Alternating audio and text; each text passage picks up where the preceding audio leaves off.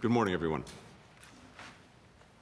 Foreign Minister Dr. Ahmad and I have just had a very productive meeting. I'm particularly delighted to welcome him, Ahmad, to welcome you to Washington and to return the hospitality that you and their Highnesses, the Emir and the Crown Prince, showed me in Kuwait last July.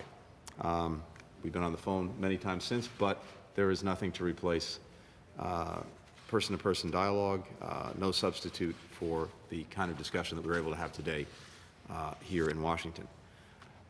This meeting today was the culmination of the 5th U.S.-Kuwait Strategic Dialogue, with nearly a week of intensive discussions between our teams. And it's another demonstration of our enduring commitment to strong partnerships across the Gulf region. This year marks the 7th decade of diplomatic ties between our countries, starting shortly after Kuwait became an independent nation. We also recently marked, as I think everyone knows, the 30th anniversary of Operations Desert Shield and Desert Storm, when the United States led a coalition of 35 countries that brought an end to the Gulf War and liberated Kuwait. And when it came time to end the war in Afghanistan, Kuwait stood with the United States. You helped us evacuate thousands of people, American citizens, foreign nationals, Afghans, providing flights, medical care, clothing, even toys for kids. Because of Kuwait's help, thousands of people reached safety, and Afghan families have been able to start new lives around the world. This was a signal of Kuwait's generosity and your commitment to humanitarianism and international stability. And we see that in the leadership role that Kuwait plays in institutions like the Gulf Cooperation Council and the Arab League. We see it in how you strive to help resolve conflicts, like in Yemen, for which you've hosted peace talks, and you've helped significantly reduce the threat that Daesh poses to international security, even as we remain very vigilant about the ongoing threat. And just last year, we saw this statesmanship in full force when Kuwaiti mediation helped heal a rift that had divided countries in the Gulf region for years. The work of mediation and peacemaking never ends. We both know that. We spoke a lot about that today, and I especially appreciated our close consultations today on issues that quite literally span the globe. We talked about the ongoing security challenge posed by Russia's provocations and threatened aggression toward Ukraine. We agree that this crisis is much bigger than just Ukraine or even Europe. It's of serious concern to the entire international community. It requires an international response. Kuwait knows this, in a sense, better than anyone, because at stake in Ukraine are some of the most basic principles of international relations that undergird peace and security, like the principle that one nation can't simply change the borders of another by force or seek to dominate its decisions, subjugate it to its will in a sphere of influence. We just spoke a moment ago about the liberation of Kuwait now 31 years ago.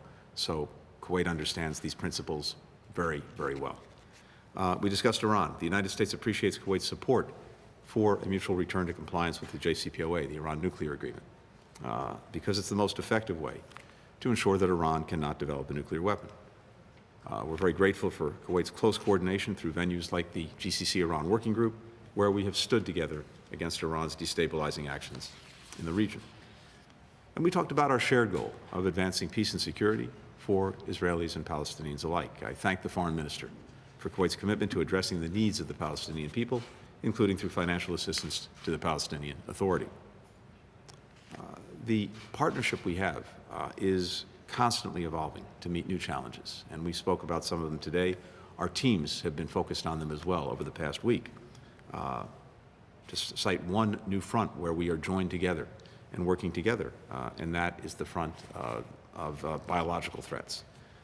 The pandemic has made clear to everyone something that we repeat, but is no less fundamental for being repeated. When it comes to global health security, none of us are safe until all of us are safe. To that end, Kuwait and the United States signed a memorandum of understanding to prevent, to detect, to prepare for outbreaks caused by dangerous pathogens. Under this partnership, Kuwait's Ministry of Health and the United States will share technical information and best practices on disease surveillance. We'll meet regularly along with other participating GCC countries to share this knowledge more widely in the region so that collectively we're better prepared to respond to future pandemics. These efforts build on the work our countries are already doing to stop this pandemic, and I want to thank Kuwait again for the vital role that it's been playing in the COVID-19 response. Generous support to institutions like the World Health Organization and COVAX are making a difference in providing safe and effective vaccines around the world. This level of collaboration between our countries is possible only because of the strong bonds that have been built together over the decades, forged in war, strengthened in peace. We have strong defense ties. Kuwait has long hosted U.S. forces. Our militaries work together in many ways, including by conducting exercises and training together. The United States is committed to supporting Kuwait's military with assistance as well as through commercial sales.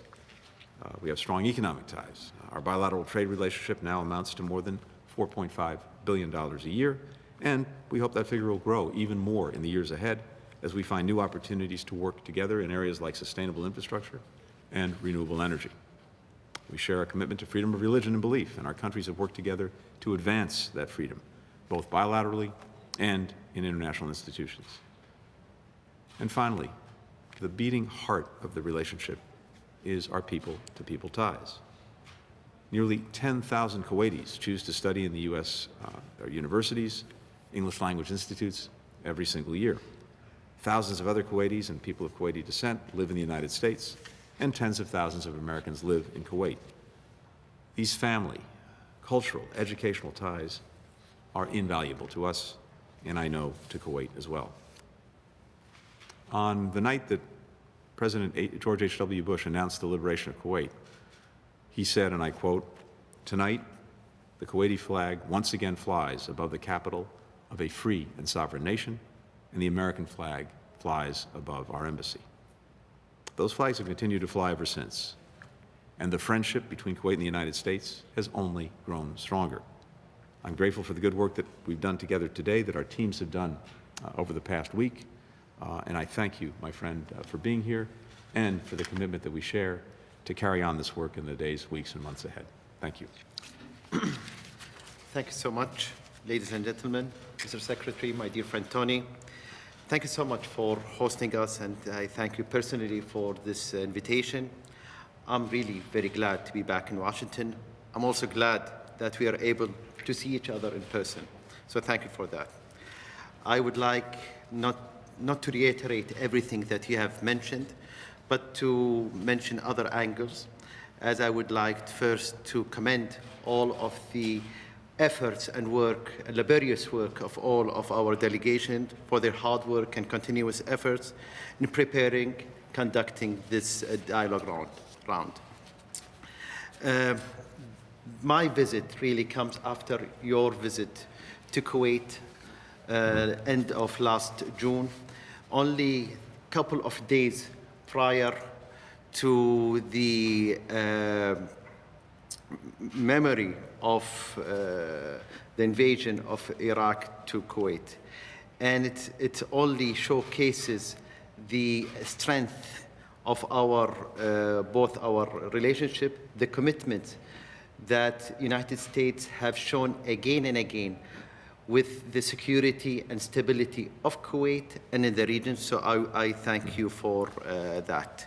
Kuwait and US are solid partners, great friends, and we are very much appreciative of this historically strong partnership, and we are greatly appreciative of US effort in maintaining peace and security in the region. We have been partners throughout the 3 decades since the liberation of Kuwait, and lots of hardship and in milestone. We are partners in combating terrorism. After 9/11, we were partners as well with the liberation of Iraq, and lastly, last year, with the safe transitory corridors for all of Afghanis and US citizens and non-residents, and to have a safe passage through Kuwait, along with the biggest operation of its kind, and we are proud to be part of that. We value the U.S. continuous commitment to the security of Kuwait and the stability of the region. And it really exhibits a true friendship that is ironclad alliance, which was forged by blood and treasured at a very critical point in history. This year, we commemorate the 31st anniversary of the liberation in Kuwait that was led by United States, and also celebrate the 61st anniversary of our diplomatic relationship. And as you are well aware, and as you have mentioned, Tony, this meeting is the conclusion of our fifth strategic dialogue. Since the creation of the dialogue, it has moved in a very great pace that really reflects the strong aspiration of our leadership and our people. And we are looking forward for the next meeting for the 6th round, and to host you in Kuwait for that. Let me just say to thank you for your friendship again and for this partnership, and we will continue to exchange views to cement the partnership through government, institution, private sector, and people to people.